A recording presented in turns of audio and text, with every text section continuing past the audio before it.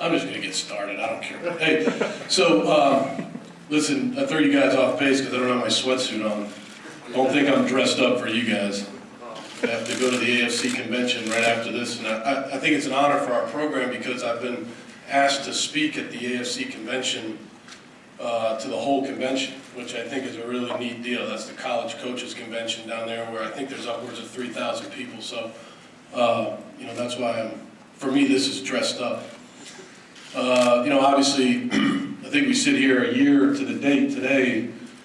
Jeff and Greg Myford and I were just out there talking about this. You know, I think it was January 7th when I was hired. So, you know, obviously a lot can happen in a year. One of the main reasons why I wanted to come in here today and talk to you guys is because I think over this year, I can say that we've developed a very honest and open relationship with especially the local guys around here, the local men and women around here as far as the writers go and the TV people here. So, and I'd really like that to continue, and I think it's been refreshing for me to get to know you, and I think it's been refreshing for you guys to get to know what we're all about. And that was one of the things that we wanted to do when we came in here, was open it up and you know, let people come in and see the staff that we have here and the type of kids that we're coaching here. And you know, obviously I'd like to continue that relationship, and I really think it's an important one. So you know, I just want to tell everyone here, especially the local people, that it's been an enjoyable year. It's been a very enjoyable year. You know, obviously a lot has happened over the last week, and many of the things that happened over the last week are out of my control, but this is in my control. This day today is in my control. And I want to make sure that everybody leaves here with a sense of exactly where I stand and what exactly happened, and how I feel about Penn State. When the season ended, we had a great victory over Wisconsin, and the season ended, we immediately went on the road as a staff and began to recruit. And then obviously you go into that, what they call a dead period, where you can't recruit anymore, and so I gave the staff vacation. I took my family, my wife Colleen and my son Michael, my in-laws came and stayed with my son Jack here in Boalsburg, and we took Michael to Disney World. Now, just so you know about that trip, I've been on more roller coasters in the last 4 days or 5 days than I've been on in my whole life. I mean, it was just back and forth roller coaster. But anyways, we had a fun time down there. And while we were down there, obviously the NFL season ended, and I believe there were 7 openings at the end of the NFL season. Many of those organizations contacted my representative, Joe Linta, you know, with interest in talking to me about being their head football coach. I don't want to get into which organizations and all those things. That's not why I'm here today. Why I'm here today is to tell you a few things. Number one is I'm a coach. I'm a coach. And the National Football League, and coaching is my profession. Coaching is something that I love.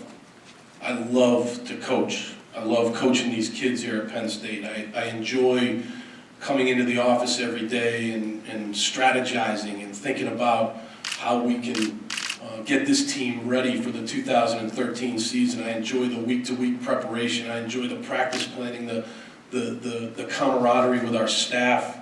We have one of the best staffs in the country. We have a fantastic staff of guys, and I'm a coach. That's my profession. Your profession is, you guys are journalists. You guys are TV people. You men and women are you know, at the top of your profession, whether it's here in Pennsylvania or in the country. But that's your profession. Respect my profession. My profession is coaching. And in my profession, the National Football League is the highest level of coaching. You don't get any higher in coaching than the National Football League. And so, you know, out of respect for what we did this year, myself and our staff, and most importantly our players, and plus some of the things that I have done in the past, a few teams reached out to my representative, and we had conversations. That's as far as it went. And you know, at the end of the day, the most important thing is the decision that I made. I made the decision to be here at Penn State, just like I made that decision a year ago, and I can't think of a better place to be. This is a top 10 football program. This is one of the best academic institutions in the country, in the world. And I am very, very proud to be the head football coach here. very proud. And I have a family. I'm 43 years old. I've been doing this for 20 years. I'm basically, in my opinion, about halfway through my career. I won't be coaching for 47 more years. I won't. I will not be coaching when I'm 80 years old. I think I can coach about 20 to 25 more years, because that's what's where I see my career going. And I have my wife Colleen and my son Jack and my son Michael, who I love more than anything in the world. And it's my job as the father and the husband in that house that I take care of my family first.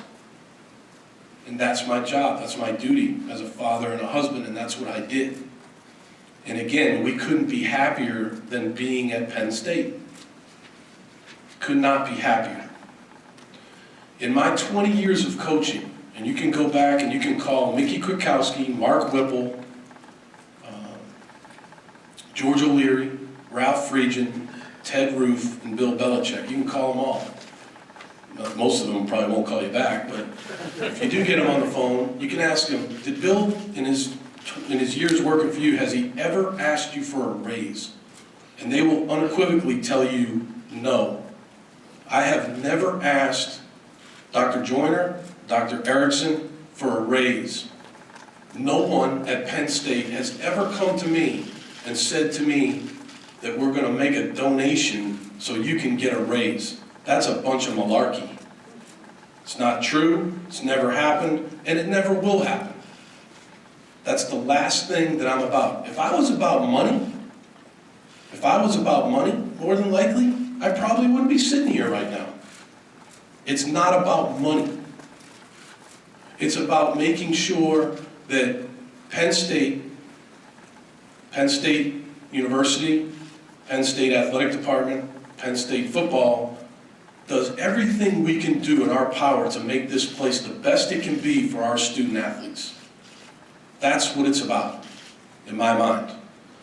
So what does that mean? People have asked me over the past few days about structural changes and things like that. Number one is I believe in a chain of command. Dr. Erickson is the president of this university, and I have a ton of respect for him. Dr. Joyner is our athletic director, and I have a ton of respect for him. And I follow their lead. I look at it this way. Dr. Erickson's like the CEO. Dr. Joyner is the captain of the athletic department. And those guys are my bosses, my immediate boss being Dr. Joyner, and Dr. Erickson being my ultimate boss. And I stand in line behind them, and I support them. I think about on a daily basis, part of my day is thinking about what those two men have meant to this university and what they've been through, what the decisions that they've had to make. So I stand behind them. And my horses in the race here at Penn State are my players and my coaching staff. And that's the number one thing as it relates to Penn State. And so I want to make sure that we do everything we can, whether it's in the weight room or our coaching meeting rooms or something, maybe we could add a few people in our recruiting department, or maybe we could help our academic staff, by adding some people, or maybe we can help our sports information staff, or whatever it has to do that relates to football at Penn State. I want to make sure that every year we do the best we can to be on the cutting edge of having the best football program that we can possibly have. That's my job. My job is, as the head football coach at Penn State, is to make sure that we field the best football team we possibly can, that we graduate our players, and that we continue to attract some of the top-notch character, academic, disciplined kids, student athletes that are out there. That's my job. I absolutely enjoy every single day coming to work here. I'll tell you my routine. I get up, I'm an early morning guy, a lot of you guys know that.